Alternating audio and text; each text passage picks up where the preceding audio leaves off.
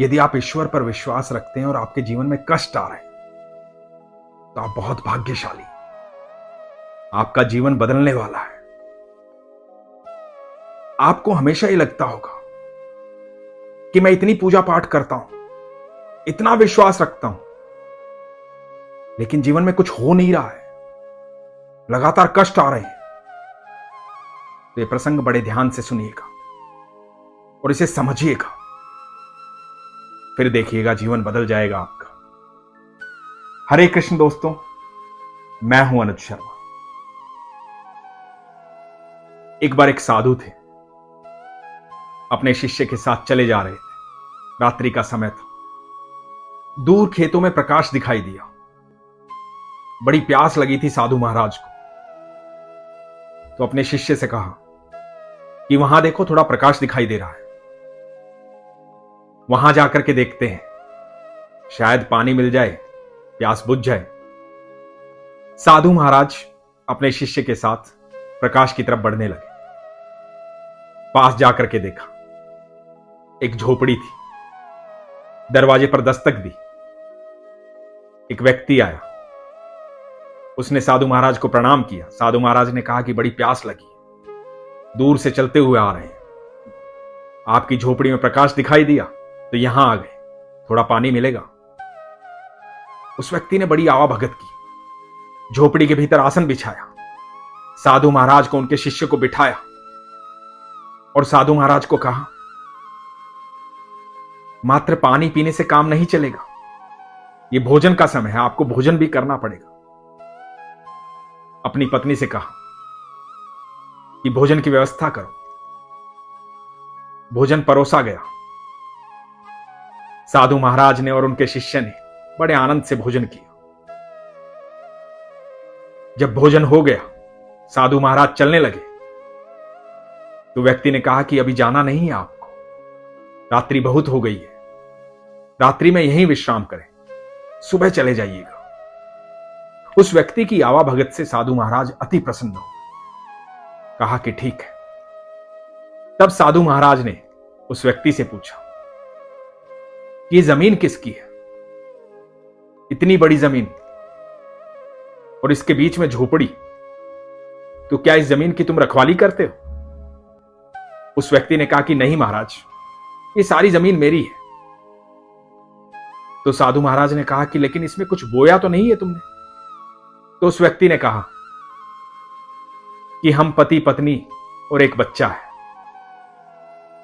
हमारी भैंस है, बहुत दूध देती है, कुछ दूध बिक जाता है, कुछ बच जाता है, हमारा गुजारा हो जाता है, हमें कुछ करने की आवश्यकता होती नहीं है, हम खुश हैं, प्रसन्न हैं। साधु महाराज ने कहा कि ठीक है, अच्छी बात है।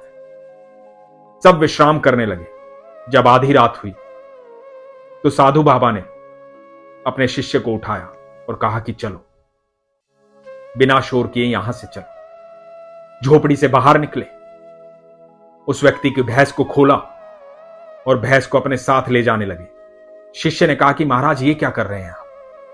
ये तो पाप है, उसका गुजारा इसी भैंस से होता है, इसको कहां ले जा रहे हैं आप? साधु बाबा ने कहा कि आश्रम में इसकी अत्यधिक आवश्यकता है, वहां दूध चाहिए, इस भैंस को ले जाना पड़ेगा, ये यहां क्या करेगी? और साधु महाराज ने उस भैंस को लिया, अपने शिष्य के साथ आश्रम की तरफ बढ़ चले। शिष्य को बड़ा दुख हो रहा था, वह अप्रसन्न था, उसे बिल्कुल भी अच्छा नहीं लग रहा था, लेकिन शिष्य था, ज्यादा बात नहीं कर सकता था, कुछ कह नहीं सकता था। समय बीतने लगा। समय जब बीत गया तो शिष्य को ज्ञान की प्राप्ति हुई। शिष्य भी अब बड़े साधु हो गए थे, लोगों को भजन सुनाते थे, कीर्तन करते थे, भगवान का नाम लेते थे।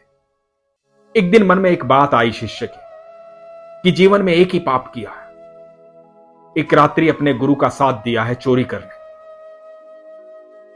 उस पाप को धो डालता हूं, उस व्यक्ति से क्षमा मांगता हूं।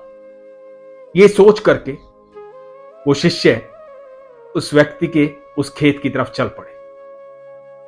जब वहां पहुंचे तो देखा कि सारे खेत लहला रहे हैं, चारों तरफ हरियाली है, झोपड़ी की जगह एक बड़ा मकान बन गया। शिष्य को लगा कि शायद वो व्यक्ति यहां से चला गया, उसने अपनी जमीन बेच दी है, हो सकता है उसका विश्वास टूट गया हो। फिर भी जाकर के दरवाजे पर दस्तक दी, वही व्यक्ति सामने आया। कई साल बीत चुके थे। शिष्य ने कहा कि आपने पहचाना मुझे? व्यक्ति ने कहा कि हां, क्यों नहीं पहचानूंगा, आप तो उन बाबा के साथ आए थे, उस रात्रि में मेरे यहां रुके थे, उसी रात्रि से तो मेरा जीवन बदल गया। तो शिष्य ने कहा कि जीवन बदल गया, वो कैसे? उस व्यक्ति ने कहा कि उस रात्रि मेरी भैंस चोरी हो गई थी, मेरे पास कोई उपाय नहीं था, कोई साधन नहीं था, गुजारे के लिए वही भैंस थी। मैं मरता क्या ना करता, परिवार को पालना था, मेरी इतनी सारी जमीन थी, मैंने इस पर मेहनत शुरू की, इसे बोना शुरू किया, बहुत फसल हुई, मैंने फसल काटी, फसल बेची, अनाज बेचा, बहुत धन आया, आज मैं खुशहाल हूं, मेरे पास कई ट्रैक्टर हैं, कई भैंसें हैं, ये सारी जमीन जो लहरा रही है, दूर दूर तक जहां तक देख रहे हो, मेरी जमीन। वो रात ना बीतती, उस रात मेरी भैंस चोरी ना होती, तो ये सफलता कभी ना मिलती, मैं यहां तक कभी ना पहुंचता। और मुझे पता है ये उस रात्रि में आपकी सेवा का फल है, ये ईश्वर ने मुझे आपकी सेवा का फल दिया है, मेरे अच्छे कर्मों का फल दिया है। आइए पधारिए, भोजन ग्रहण कीजिए। आज शिष्य को समझ में आई कि मेरे गुरु ने क्यों वो भैंस चुराई थी, क्योंकि मेरे गुरु इस व्यक्ति को आशीर्वाद देना चाहते थे, इसे सफल करना चाहते थे। दोस्तों, आप यकीन मानना, आपको भी अपनी सफलता के लिए वो भैंस चोरी करवानी होगी जो बरसों से बंधी हुई, क्योंकि हम किसी चीज के ऐसे आश्रित हो जाते हैं, किसी चीज से ऐसे बंध जाते हैं, हमें लगता है कि यही सफलता है, हम रुक जाते हैं, ठहर जाते हैं, हम आगे बढ़ना नहीं चाहते हैं क्योंकि हम सुस्त हो जाते हैं, हमारा कोई लक्ष्य नहीं होता है, हमें लगता है कि जीवन चल रहा है, बस चलने दो। जीवन को सिर्फ काटना नहीं है, जीवन को योग्य बनाना है, इतना योग्य बनाना है कि हम दूसरों की मूलभूत आवश्यकताएं पूर्ण कर सकें। ये पूरी पृथ्वी ईश्वर का परिवार है, हम अपने परिवार में प्रसन्नता दे सकें, उसके लिए जरूरी है हम बहुत मेहनत करें, बहुत सफलता पाएं। जब हम सफल होंगे तो दूसरों को सफलता दे पाएंगे। और यकीन मानना, आपके जीवन का कोई भी कर्म बेकार नहीं जाता। जब भी आप अच्छे कर्म करते हैं, किसी न किसी तरीके से आपके जीवन में सफलता आ जाती है। निरंतर अपना कर्म करते रहिए। उस व्यक्ति ने हमेशा भले कर्म किए, ईश्वर पर विश्वास रखा। जब आपके पास जो है उसमें भी संतुष्टि दिखाते हुए आप ईश्वर का ध्यान करते हैं, आप सोचते हैं कि मेरे ईश्वर मेरे साथ है, हर पल साथ है, तो आप यकीन मानना, आपके जीवन में यदि कष्ट आए तो सोच लेना कि आपके भाग्य उदय का समय आ गया है। अब आपसे ईश्वर कुछ और करवाना चाहते हैं। अब सिर्फ आपका भला नहीं होना है, अब आप उन लोगों का भला करने वाले हैं जो आपके इर्द गिर्द हैं। आप उनकी मूलभूत आवश्यकता पूर्ण करने वाले हैं। अब आपको ईश्वर सक्षम करने वाले हैं उस कार्य के लिए जिस कार्य के लिए उन्होंने आपको भेजा है। तो यदि ईश्वर का ध्यान करते हुए आपके जीवन में कष्ट आ रहे हैं तो जान लीजिए आपका भाग्य उदय होने वाला है। आप दूसरों के कष्ट दूर करने के लिए सक्षम होने वाले हैं। ईश्वर ने आपको चुन लिया है, आप उसके अत्यंत प्रिय हैं। इसलिए किसी भी स्थिति में अपने विश्वास को कमजोर मत कीजिए। यदि सफलता नहीं मिल रही है तो जानिए कहीं ऐसा तो नहीं है कि आपके आसपास कोई ऐसी चीज है जो आपकी सफलता को बाधित कर रही है। पूर्ण विश्वास के साथ अपने लक्ष्य को अपने ईश्वर के साथ साझा कीजिए। बताइए कि प्रभु, मैं सक्षम होना चाहता हूं। आपके आशीर्वाद और आपके विश्वास के साथ आप मुझे सक्षम बनाइए।